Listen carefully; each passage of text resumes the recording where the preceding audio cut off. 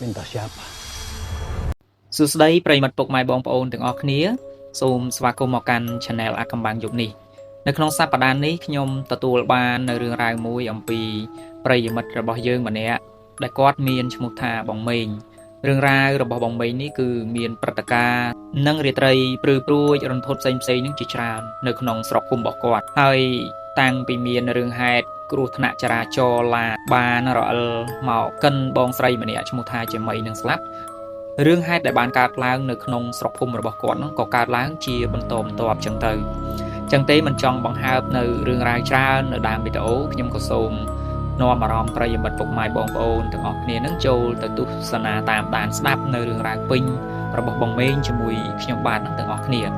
ក៏ប៉ុន្តែមុននឹងចូលទៅដល់រឿងរ៉ាវរបស់គាត់ខ្ញុំក៏សូមពឹងពាក់ឲ្យប្រិយមិត្តពុកម៉ែបងប្អូនទាំងអស់គ្នាដែលពុំទាន់បានជួយចុច like Subscribe នៅ Channel របស់ខ្ញុំបាទនោះទេសូមប្រិយមិត្តពុកម៉ែបងប្អូនទាំងអស់គ្នាជួយចុច like ក៏ដូចជា Subscribe នៅ Channel របស់ខ្ញុំបាទម្នាក់មួយទៅដើម្បីជាកម្លាំងចិត្តជំរុញឲ្យខ្ញុំស្វែងរកនៅរឿងរ៉ាវផ្សេងៗដើម្បីនឹងថាលើកយកមកនិទានសម្រាប់ចែកជូនទៅដល់ប្រិយមិត្តពុកម៉ែបងប្អូនទាំងអស់គ្នាបានស្ដាប់ទុកជាការកម្សាន្ត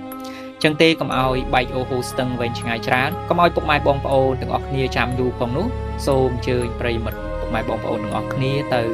រីករាយតាមដានស្ដាប់នៅរឿងរ៉ាវពេញរបស់ពូមេងជាមួយខ្ញុំបាទទាំងអស់គ្នារឿងរ៉ាវមួយនេះគឺបានកើតឡើងចំពោះបងប្រុសម្នាក់ដែលគាត់មានឈ្មោះថាបងមេង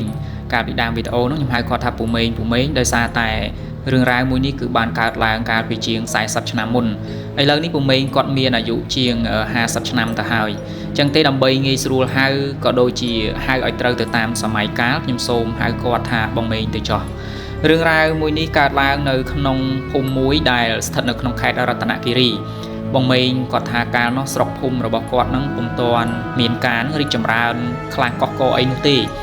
មិនដូចជាពេលបច្ចុប្បន្នមានមនុស្សរស់នៅច្រើនមានការអភិវឌ្ឍអីនឹងអ៊ូអកកកមនុស្សអីនឹងគឺច្រើនកកកដូចឥឡូវគឺអត់ទេសម័យគាត់នឹងគាត់ថានៅក្នុងភូមិរបស់គាត់នឹងមានប្រមាណជា20ទៅ30គ្រួសារប៉ុណ្ណឹងហើយអត់ទាន់មានឡានមានអីបើកចូលទៅក្នុងភូមិរបស់គាត់នឹងច្រើនកកកក៏អត់ទាន់មានដែរគាត់ថាយូរមានមួយអីចឹងទៅហើយដល់ពេលគាត់ថាមានថ្ងៃមួយហ្នឹងក៏មានឡានធំដឹកដីមួយបើកឡើងទៅតាមភូមិរបស់គាត់ហ្នឹងហើយភូមិរបស់គាត់ហ្នឹងគឺវានៅនឹងចម្រាក់ជើងភ្នំអញ្ចឹងឡានដែលបើកទៅហ្នឹងគាត់ថាថ្ងៃហ្នឹងចៃដន្យអីឡានហ្នឹងវាដាច់ហ្វ្រាំងដល់ពេលដាច់ហ្វ្រាំងអញ្ចឹងទៅក៏រអិលថយក្រោយមកកិនចំបងស្រីម្នាក់ហ្នឹងស្លាប់ភ្លាមបងស្រីហ្នឹងគាត់មានឈ្មោះថាចៃមីអញ្ចឹងបន្ទាប់ពីស្លាប់ហ្នឹងក៏គាត់ដោះស្រាយជាមួយនឹងគ្រួសារសពហើយអីហើយហ្នឹងពូតកង់ឡានហ្នឹងគាត់ក៏បានកើបអាឈាមដែលវាប្រឡាក់នៅដីហ្នឹងមានដីខ្សាច់មានអីហ្នឹងដាក់ចូលទៅក្នុងធុងស្ពេត្រូហ្នឹងហើយបានប្រមាណជា2ធុងក៏គាត់យកមកផ្ញើនៅនឹងផ្ទះរបស់បងមេងនឹងឯងតែបងមេងក៏អត់ទាន់ដឹងទេទាល់តែព្រឹកឡើងនោះបានគាត់ដឹងអញ្ចឹងនៅពេលព្រឹកឡើងហ្នឹងគាត់ក៏ឃើញឪពុកគាត់នេះពូសេងនេះដែលជាឪពុករបស់បងមេងហ្នឹងគាត់ឈរជជែកគ្នាជាមួយពូតកង់ឡានហ្នឹងឯងដល់ពេលអញ្ចឹងទៅក៏បងមេងហ្នឹងគាត់ចុះមកមើលសួរនាំទៅបានគាត់ដឹងថាធុងស្ពេត្រូ2ធុងដែលមានដីខ្សាច់ហើយមានដូចជាឈាមអីក្រហមលាយជាមួយដីហ្នឹងគឺជាឈាមដែលពូតកង់ឡានហ្នឹងឯងគាត់ល្អិលឡានមកកិនបងមេងស្លាប់នោះហើយគាត់ថានៅសម័យហ្នឹងគឺអ្នកស្រុកអ្នកភូមិរបស់គាត់នឹងមានអបិយជំនឿមួយបើសិនជាខ្មោចតៃហោងស្លាប់ដោយគ្រោះថ្នាក់ចរាចរណ៍អីហ្នឹងគេតែងតែយកឈាមឬក៏យកបំណែកនៃសាកសពតិចតួចហ្នឹងទៅធ្វើពិធីកិច្ចពិធីកម្មរបស់គេយ៉ាងម៉េចនោះទេមានន័យថាដើម្បីឲ្យរំដោះខ្លួនកុំឲ្យខ្មោចនឹងវាតាមចងពៀវារីអីចឹងទៅអានេះគ្រាន់តែជាអបិយជំនឿទេបងប្អូនទាំងអស់គ្នាមិនថាយើងជំរុញឲ្យត្រូវតែជឿត្រូវតែធ្វើតាមនោះទេដោយសារតែអ្នកស្រុកអ្នកភូមិរបស់គាត់គឺមានអបិយជំនឿមួយបែបហ្នឹងដល់ពេលអញ្ចឹងគាត់ក៏បាននិយាយជាមួយឪពុកគាត់ថាហេតុអីបានជាឪពុកគាត់នឹងទទួលយកអាការផ្ញើអញ្ចឹងព្រោះអីវាអត់ល្អមិនខ្លាចថាវិញ្ញាណខ្មោចបំមីនឹងមកលងបន្លាចឬក៏ចូលមកក្នុងផ្ទះរបស់គាត់ទេអីអញ្ចឹងណាដល់ពេលអញ្ចឹងទៅក៏ស្អែកឡើងហ្នឹងពូតកង់ឡានហ្នឹងគាត់ក៏បានត្រឡប់មកវិញព្រោះការត្រឡប់មកនេះគឺគាត់មកយកដីខ្សាច់2ធុងនឹងឯងដើម្បីនឹងយកទៅធ្វើពិធីកិច្ចពិធីកម្មរបស់គាត់ហ្នឹងនៅពេលដែលយកទៅបាត់ទៅក៏អ្នកស្រុកអ្នកភូមិ ក៏ដូចជាបងមីហ្នឹងក៏គាត់គិតថាវាជាប់រឿងជាប់រាវអស់ហើយប៉ុន្តែកាត់រំលងមកបានប្រហែលជាខ្ទង់3ថ្ងៃក្រោយមកបងមីគាត់ថាពេលហ្នឹងគាត់កំពុងតែដេកជាមួយឪពុកម្ដាយរបស់គាត់នៅក្នុងផ្ទះចឹងម្លងពេលដែលគាត់កំពុងដេកហ្នឹងស្រាប់តែមានសំឡេងមនុស្សស្រីហ្នឹងហៅឈ្មោះឪពុកគាត់ហ្នឹងនៅខាងមុខផ្ទះហៅថាពូសេងពូសេងពូសេងដេកនៅពូសេងហៅឈ្មោះពុកគាត់ចំចឹងតែម្ដងការដែលហៅហ្នឹងគឺលឺទាំងអស់គ្នាមានន័យថាបងមីគាត់ក៏លឺម្ដាយគាត់ឪពុកគាត់អីហ្នឹងគឺលឺទាំងអស់គ្នាដល់ចឹងក៏ពូសេងដែលជាឪពុកហ្នឹងគាត់ដើរទៅមាត់ទ្វារហើយក៏បើកទ្វារប្រហើបមើលប៉ុន្តែម្លងពេលដែលគាត់ទៅបើកទ្វារប្រហើបមើលហ្នឹងគឺអត់មានឃើញនរណាណីអីទៀតទេអាសំឡេងហ្នឹងក៏វាបាត់ទៅដែរដល់ពេលកាត់រំលងមកដល់ពេលព្រឹកឡើងនេះបងមីគាត់ថាក៏មានសំឡេងជជែកគ្នាឆោឡោតាមផ្ទះនីមួយៗចឹងទៅគាត់ក៏ចុះមកសួរនាំថាមានហេតុអីចឹងណាបានជាអ្នកស្រុកអ្នកភូមិគាត់នឹងជជែកគ្នាឡាយលឺថ្លង់ទៅដល់គាត់ចឹងណាហើយកាលនោះគាត់នៅក្មេងទេគាត់ថាគាត់មានអាយុទៅតែ8ឆ្នាំអីប៉ុណ្ណឹងដល់ពេលអញ្ចឹងទៅបានគាត់ដឹងថាអូគេកំពុងតែជជែកគ្នាហ្នឹងកាលពីយប់មិញហ្នឹងអាសំឡេងដែលមកហៅឈ្មោះឪពុកគាត់ចំនេះគឺមានន័យថាជាវិញ្ញាណរបស់បងមីដែលគាត់បានស្លាប់ទៅហ្នឹងអញ្ចឹងមកហៅឪពុកគាត់អត់ឆ្លើយហើយព្រលឹងវិញ្ញាណបងមីហ្នឹងក៏ដើរទៅហៅគេតាមផ្ទះគ្រប់គ្នាអញ្ចឹងទៅដល់ពេលអញ្ចឹងទៅអាដំណឹងមួយហ្នឹងក៏បានលេចលឺទៅដល់ឪពុកម្ដាយរបស់បងមីដែលជាជនរងគ្រោះដែលជាក្រុមគ្រួសារនៃសពនេះក៏បាននិមន្តព្រះសង្ឃនិមន្តអីមកធ្វើពិធីមួយយ៉ាងដើម្បីថានឹងតងព្រលឹងវិញ្ញាណរបស់គាត់ចេញពីកន្លែងដែលគ្រោះថ្នាក់ចរាចរណ៍ហ្នឹងឲ្យបានទៅកើតនៅសុគតិភពអីចឹងទៅអានេះទៅតាមកិច្ចពិធីទៅតាមសាសនាដល់ពេលអញ្ចឹងក៏ក្រោយមកទៀតហ្នឹងក៏បងមេងក៏ដូចជាអ្នកស្រុកអ្នកភូមិរបស់គាត់ដែលនៅជាប់គ្នាហ្នឹងក៏លែងឮសំឡេងលែងឃើញវិញ្ញាណខ្មោចបងមីនឹងទៀតហើយប៉ុន្តែអ្វីដែលចម្លែកនៅពេលដែលគេធ្វើពិធីកិច្ចពិធីកម្មនឹងហើយអ្នកស្រុកអ្នកភូមិដែលនៅក្បែរផ្ទះបងមីដែលជាជនរងគ្រោះដែលជាគ្រួសារសពហ្នឹងតែងតលងបន្លាចគេស្ទើរតែគ្រប់គ្នាដែរពេលខ្លះហ្នឹងអ្នកស្រុកអ្នកភូមិគាត់ចោះទៅងូតទឹកអីចឹងទៅក៏បងមីហ្នឹងគាត់បង្ហាញខ្លួនឲ្យគេឃើញឈរនៅមុខផ្ទះឈរនៅមាត់ប្អួចឈរនៅមាត់ទ្វារអីចឹងទៅប៉ុន្តែគាត់អត់មានក្បាលទេមានន័យថាឈរតដងខ្លួនហើយឈាមឡើងស្រោចពេញខ្លួនទៅព្រោះថាអំឡុងពេលដែលគាត់ជួបគ្រោះថ្នាក់ចរាចរណ៍មួយហ្នឹងអាកង់ឡានហ្នឹងវាល្អិលមកកិនក្បាលរបស់គាត់ហ្នឹងបែកខ្ទេចអញ្ចឹងមានន័យថាសាកសពរបស់គាត់ហ្នឹងអត់មានក្បាលទេអាក្បាលរបស់គាត់ហ្នឹងគឺបែកខ្ទេចអស់ហើយអញ្ចឹងធ្វើលងបន្លាចឲ្យគេឃើញរបៀបថាអត់មានក្បាលអញ្ចឹងបងប្អូនមានតែឈាមស្រោចមកលើខ្លួនអញ្ចឹងទៅហើយអ្នកស្រុកអ្នកភូមិហ្នឹងគេភ័យគេខ្លាចអស់ហើយព្រោះលងគេគ្រប់គ្នាអញ្ចឹងទៅហើយពេលខ្លះហ្នឹងក៏មកលងគេអាកន្លែងដែលគាត់គ្រោះថ្នាក់ចរាចរណ៍ហ្នឹងទៅពេលខ្លះហ្នឹងក៏លងបន្លាចគេនៅអាអ្នកស្រុកអ្នកភូមិដែលនៅក្បែរផ្ទះគាត់អីចឹងទៅអញ្ចឹងមានន័យថាបើគាត់ចង់លងគេនៅអាកន្លែងគាត់គ្រោះថ្នាក់ចរាចរណ៍គាត់ឲ្យគេឃើញនៅកន្លែងគ្រោះថ្នាក់ចរាចរណ៍ហើយដល់ពេលអញ្ចឹងទៅថ្ងៃមួយក៏ស្រាប់តែចេនួនហ្នឹងគាត់មានគ្រួសារហើយគាត់ទៅផ្សារគាត់ត្រឡប់មកពីផ្សារវិញក៏បាត់ខ្លួនជ្រាបទៅដល់ពេលបាត់មួយថ្ងៃពីរថ្ងៃអញ្ចឹងទៅក៏ឪពុកម្ដាយប្តីរបស់គាត់ហ្នឹងចាប់ដើមដើររចេនួននឹងឯងពួកគាត់បាត់ពីផ្ទះឡើង2ថ្ងៃ3ថ្ងៃហើយដល់ពេលអញ្ចឹងពួកគាត់ក៏នាំគ្នាដើរអីអញ្ចឹងទៅរកអត់ឃើញសោះដល់ពេលអញ្ចឹងក៏ឪពុករបស់ចេនួនហ្នឹងគាត់ក៏ជាគ្រូដែលចេះបល័យមន្តអាគមអីតិចតួចដែរតបមកហ្នឹងគាត់ក៏បានដើររកក្នុងព្រៃក្នុងអីហ្នឹងស្រែកហៅអញ្ចឹងទៅនួនអើយនួនមកផ្ទះយើងវិញកូននួនកូនឯងនៅណាមកផ្ទះវិញគាត់ចេះតាំងតងហៅអញ្ចឹងណាសូត្របល័យផងអីផងហៅផងប៉ុន្តែនៅតែរកអត់ឃើញដល់ពេលអញ្ចឹងក៏ស្រាប់តែគាត់នឹងបានដឹងដំណឹងថាមានយាយម្នាក់គាត់ឈ្មោះថាយាយសហ្នឹងគាត់គឺជាគ្រូរបៀនចេះទាំងធ្មប់ចេះទាំងដោះអំពើអំពាន់ចេះទាំងទុះទាយអីចឹងទៅឲ្យតែអ្នកណាគេចង់ទៅឲ្យគាត់ដាក់ស្នេហ៍ឬក៏ដោះមន្តអាគមអីហ្នឹងគឺគាត់តែងតែជួយគេជានិច្ចមិនថាដោះមិនថាដាក់ទេឲ្យតែគេរកគឺគាត់ធ្វើទាំងអស់ឲ្យតែបានលុយដល់ពេលអញ្ចឹងឪពុកម្ដាយក្រុមគ្រួសារនិងប្តីរបស់ចេនួននឹងឯងក៏ទៅរកយាយសនឹងឯងប៉ុន្តែសូមបញ្ជាក់ថាយាយសនឹងគាត់មិនមែននៅក្នុងស្រុកភូមិអីដែលបងមេងនឹងរស់នៅទេគឺគាត់នៅភូមិផ្សេងមួយទៀតអញ្ចឹងប៉ុន្តែដោយសារអ្នកស្រុកអ្នកភូមិគាត់នឹងធ្លាប់មានបញ្ហាត្រូវអំពើអំពាន់អីគេអញ្ចឹងទៅគាត់ធ្លាប់បានទៅឲ្យយាយសនឹងជួយដោះអំពើអំពាន់ទៅក៏ប្រាប់មកដល់ឪពុកម្ដាយរបស់ចេនួននឹងឯងថាឲ្យទៅរកមើលក្រែងលោថាខ្មោចបិទបាំងភ្នែកឬក៏គេនាំទៅនេះទៅនោះអីចឹងណាដល់ពេលចឹងទៅក៏ឪពុកម្ដាយរបស់ចេនួនប្តីរបស់គាត់អីហ្នឹងក៏បានពឹងពាក់បងប្រុសម្នាក់ដែលនៅក្នុងភូមិរបស់គាត់ហ្នឹងគឺគាត់មានឡានអញ្ចឹងនៅក្នុងភូមិរបស់គាត់មានតែបងប្រុសម្នាក់ហ្នឹងឯងដែលគាត់មានឡានជិះមានអីចឹងណាអញ្ចឹង có bàn bưng bẹ quạt ở chun tư hỏi còn ao thay sự cun sang làn ấy từ ta mà vậy để quạt ai phơi tới bàn chẳng á đọc pe chẳng tới có bom ra mẹ nè nó chun phụ quạt nó từ nó pe đài từ đó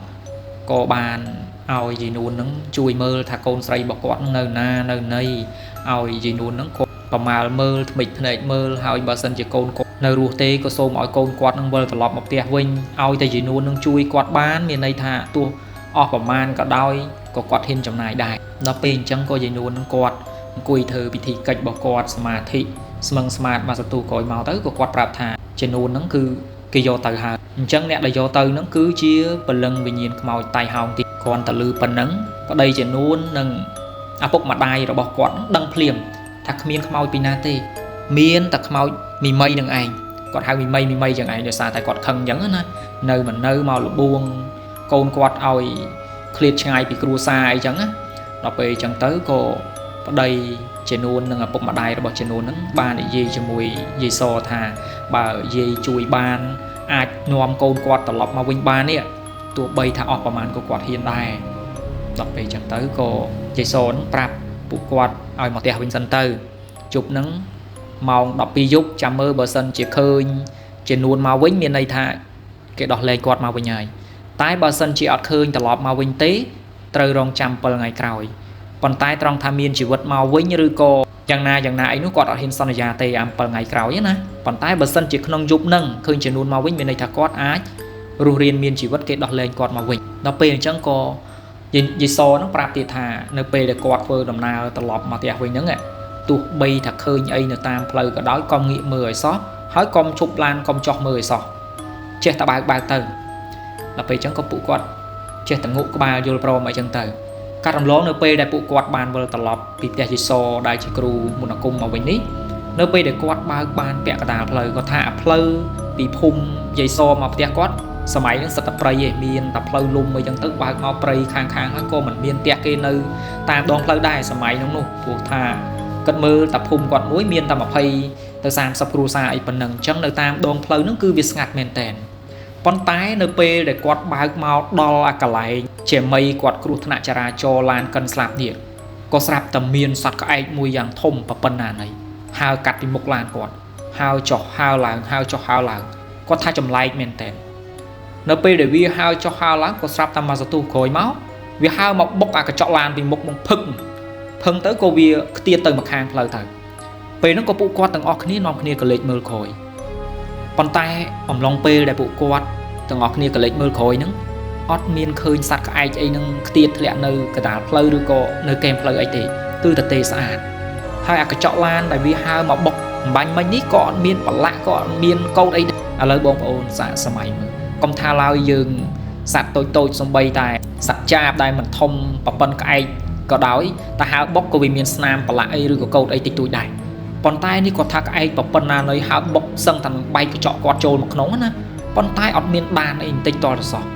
ไปนั่งกอดจับปะดามแต่เคยหาอีทานดีวีจีให้จีปะพโนโดยได้ยิโซกอดบานปรับกอดมุนไปได้กอดบานจะเจนเมาปีเตะระบบยิโซวินเนี่ยผู้ทานเลยไปได้กอดจับปะดาวชัวปัญหาเปียกตาเพลินวิจัยดอนแมนเทนวิจอมนั่งอากาไลได้เจไม่นั่งครูธนาจราโจจังกอดกัจจบ้านนะปะหายจีสัตว์ไอนั่นคือจีนี่มัดหรือก็จีมุนกุมขมายเนี่ยนาเนี่ยในดักเมาจังนะผู้ทาวิอดเคยมีนสลับไอเด็กในกระดาษเพลย์หรือก็ปละมีนดานมีนไอวิอดมีนต่อแต่สอจังเนไปเด็กกอดตลอดมาดอเตียวินนั่งก็ตะกองลานนั่งกอดก็ใบเพลย์ขณีเตะเตียกอดเตะหายประเดี๋ยวจีนูนนั่งปกมาได้บอกกอดนั่งก็โจเตียเตะกัดถมล้อมาดอเมาปะหายจึกตุงปมใบยุบเปลนั่งก็ปุกอดอดได้ได้ปุกอดจามมือตังเพลย์โกนปูทอมาดาเนเปลยืนบัดโกนประเดี๋ยวบัดปุ่นแบบปุ่นบัดประเดี๋ยวนั่งไตตังกุยตังเพลย์จามมือเลยหอยนามุ้ยครูcủa cái prapได้ทำเอาดอกปียุบนั่งไงบางสันจะเคยจะนูนกอดมาวิ่งมีในถักกอดในมีนชีวิตไอตลอดมาวิ่งบานดอนจังปูกอดตังออกนี้นั่งอดได้เตะนั่งกุยจามมือตังออกนี้จังสลับตาบานมาสตูกรอยหมกก็กอดเรือสมเลงลานั่งบางโจมน้องพุ่มกอดนั่งลื้อคลั่งเหมือนแต่งูเมาจังเถอะเอาก็ท่าสมัยนั่งมันงี้มีนลานเนี่ยนะในบางโจเตะหอยยุบใจติดมันงี้มีนลานน่ะบางโจเตะไปนั่งก็กอดกระถางติ๊กโกนกอด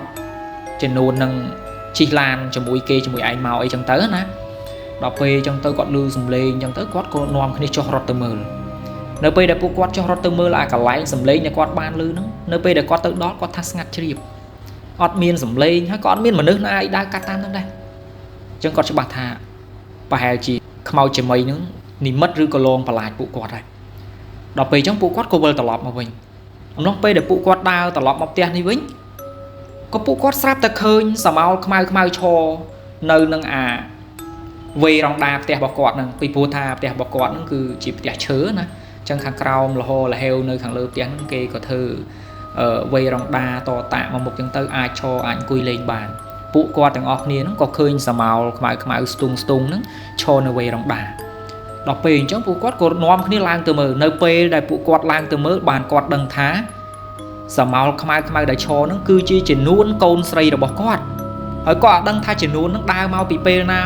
អីទេអត់ដឹងទេស្រាប់តែគាត់ត្រឡប់មកវិញមកផ្លែតសោះឃើញចំនួនឈរនៅលើផ្ទះនៅអ្វីរងដាហ្នឹងបាត់ទៅហើយប៉ុន្តែពេលហ្នឹងចំនួនគាត់និយាយអត់កើតទេថ្មឹងចឹងទៅដូចមនុស្សអត់មានវិញ្ញាណនៅក្នុងខ្លួនអញ្ចឹងដល់ពេលស្អែកឡើងពួកគាត់ទាំងអស់គ្នាហ្នឹងក៏បានទៅអញ្ជើញយាយសដើម្បីនឹងថាឲ្យគាត់មកជួយចំនួនកូនស្រីរបស់គាត់ហ្នឹងដល់ពេលយាយសគាត់មកដល់ផ្ទះចំនួនហើយពេលហ្នឹងក៏យាយសគាត់រៀបចំពិធីកិច្ចរបស់គាត់នឹងឯងហើយពិធីកិច្ចរបស់គាត់ហ្នឹងមិនមែនធ្វើតែ1ម៉ោងឬក៏1ថ្ងៃទេបងប្អូនគឺ3ថ្ងៃហើយ3ថ្ងៃហ្នឹងឪពុកម្ដាយប្តីចំនួនអីហ្នឹងគឺអត់បានចូលទៅទេនៅតែយាយសហើយនឹងចំនួននេះនៅក្នុងបន្ទប់ហ្នឹងអញ្ចឹងយើងអត់ដឹងថាគាត់ធ្វើពិធីកិច្ចពិធីកម្មរបស់គាត់យ៉ាងណាទេសម្បីតែឪពុកម្ដាយប្តីរបស់គាត់អត់បានចូលទៅផងហើយពូមីក៏គាត់អត់ដឹងដែរថាយាយសហ្នឹងគាត់រៀបចំពិធីកិច្ចរបស់គាត់នឹងយ៉ាងណាហ្នឹងក៏អត់ដឹងដែរពីព្រោះថានៅក្នុងបន្ទប់ហ្នឹងគឺមានតែចំនួនហើយនឹងយាយសតែ2នាក់ហ្នឹងគ្រប់3ថ្ងៃហើយក៏ចំនួនហ្នឹងឯងគាត់ចាប់ផ្ដើមនិយាយការចាប់ផ្ដើមមានសតិស្មារតីឡើងវិញនៅពេលហ្នឹងក៏ឪពុកម្ដាយរបស់គាត់នឹងបានសួរនាំថាម្លងពេលដែលគាត់បាត់ខ្លួនហ្នឹងគាត់ទៅណាព្រោះពួកគាត់ដើរទៅរកហ្នឹងគ្រប់ជ្រុងជ្រោយអស់ហើយរកអត់ឃើញសោះដល់ពេលអញ្ចឹងទៅបានចំនួនហ្នឹងគាត់ប្រាប់ទៅតាមដំណើរដើមតងគាត់ថាអំឡុងពេលដែលគាត់ត្រឡប់ពីផ្សារមកវិញនេះមកដល់អាកន្លែងដែលជាមីត្រូវបានឡានកិនស្លាប់ហ្នឹងគាត់ក៏ស្រាប់តែឃើញស្រីម្នាក់តែគាត់អត់កំណត់បានសម្គាល់ថាជាមីអីទេប៉ុន្តែបើជាមីហ្នឹងគឺគាត់ស្គាល់ច្បាស់ណាស់ពីព្រោះថាជាមីគាត់គឺជាអ្នកភូមិផងអ្នកស្រុកអីជាមួយគាត់នឹងឯងប៉ុន្តែនៅក្នុងអានិមិត្តដែលឲ្យគាត់ឃើញហ្នឹងគាត់អត់សម្គាល់ថាជានរណាម្នាក់សោះស្ត្រីម្នាក់ហ្នឹងជានរណាគឺអត់ស្គាល់សោះដល់ពេលអញ្ចឹងក៏បានហៅគាត់ចូលទៅចិត្តដល់ពេលហៅគាត់ចូលទៅចិត្តហើយក៏បានដឹកដៃគាត់ចូលក្នុងព្រៃបាត់ទៅហើយគាត់ថាម្លងពេលដែលគាត់ទៅតាមនារីម្នាក់ហ្នឹងបាននាំគាត់ចូលទៅក្នុងព្រៃហ្នឹងដ៏ជ្រៅហើយឲ្យគាត់នឹងហូបផ្លែឈើល្អថ្លៃមែនតើអ្វីដែលគាត់ចេះចាំបានហើយគាត់ថាផ្លែឈើនឹងឆ្ងាញ់ណាដល់ពេលរួចចឹងទៅក៏ជានួននឹងឯងបាននិយាយជាមួយវិញ្ញាណ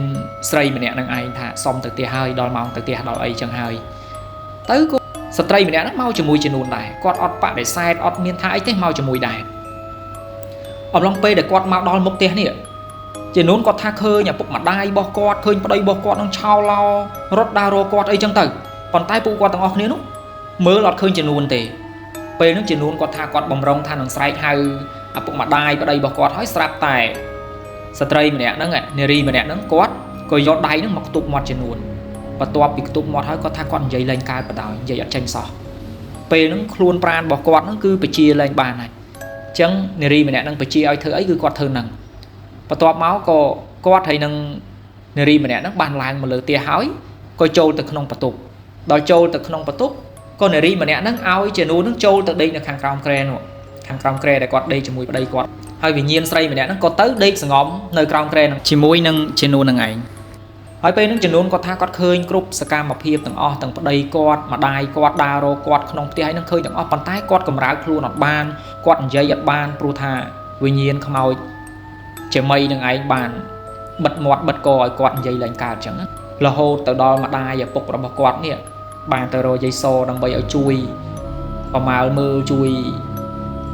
ទូទាយមើលថាកូនគាត់នៅទីណានៅទីណីអីចឹងណាដល់ពេលអញ្ចឹងទៅពេលហ្នឹងក៏ចំនួនហ្នឹងគាត់ថាស្រាប់ទៅលឺសំឡេងលោកយាយម្នាក់ហៅស្រែកហៅគាត់ណាចៅអើយមកទៅផ្ទះយើងវិញឪពុកម្ដាយប្តីចៅឯងរងចាំនៅផ្ទះស្រែកហៅគាត់ចឹងដល់ពេលអញ្ចឹងទៅ គាត់ចាប់ផ្ដើមមានស្មារតីម្ដងម្កាលរហូតដល់ពេលដែលយប់មួយហ្នឹងគាត់ក៏ឃើញយាយចាស់ស្លៀកសពាក់សម្នាក់ហ្នឹងទៅដឹកដៃគាត់ចេញពីក្នុងព្រៃហ្នឹងមកវិញប្រហែលជាយាយសនឹងគាត់ទៅតងព្រលឹងដឹកដៃចំនួននឹងចេញពីព្រៃហ្នឹងគឺដឹកតែព្រលឹងមកព្រោះថារូបកាយរបស់គាត់នៅដីក្រោមគ្រែនេះទេបាត់បង់សតិអស់ហើយដល់ពេលអញ្ចឹងទៅគាត់ក៏ចាប់ផ្ដើមមានសតិមកផ្លែតគាត់មកឈរនៅអារងដាមុខផ្ទះនឹងឯងប៉ុន្តែគាត់មកដល់អារងដាមុខផ្ទះហ្នឹងហើយក៏អត់ដឹងខ្លួនតែគាត់នៅលើផ្ទះហ្នឹងទៀតពេលហ្នឹងតលតាពុកម្ដាយរបស់គាត់សួរនាំទៅគាត់ដឹងមកផ្លែតទៅបាត់ទៅវិញទៅប៉ុន្តែគាត់ថាគាត់និយាយអត់កើតរហូតដល់ស្អែកឡើងយាយស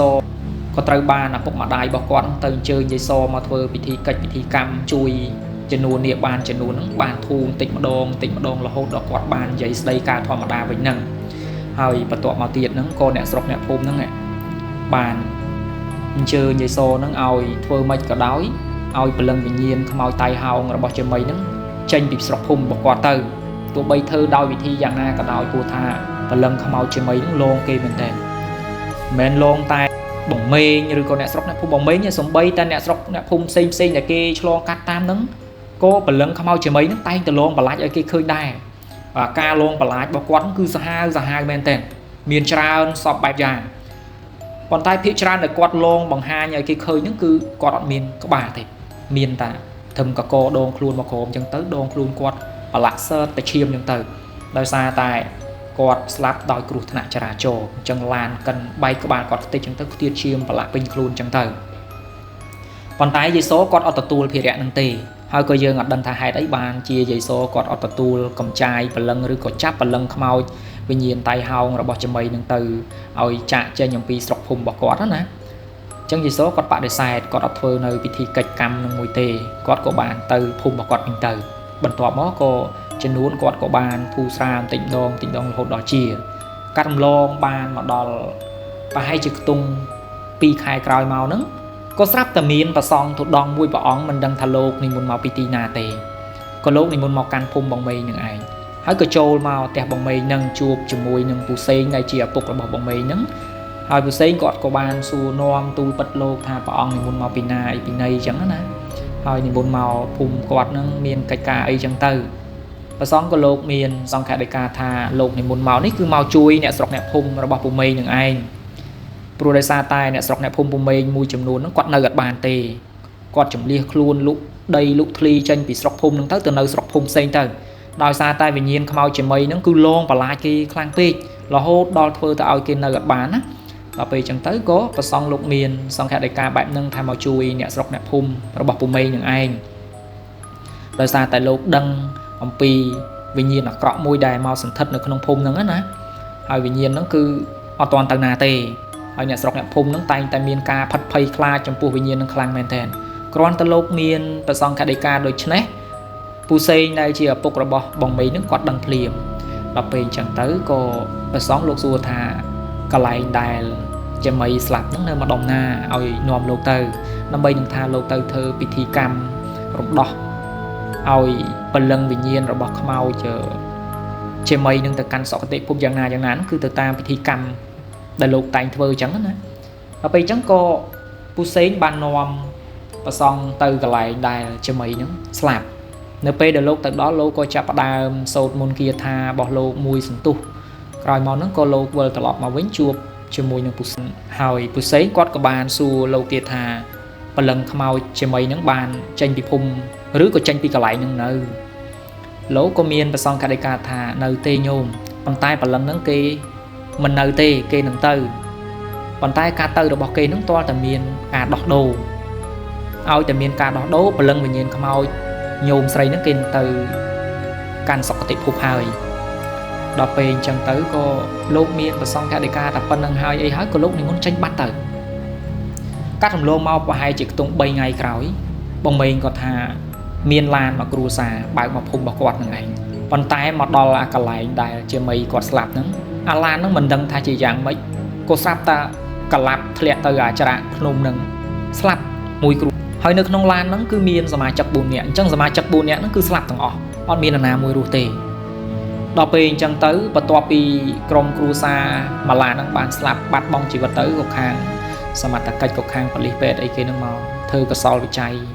អី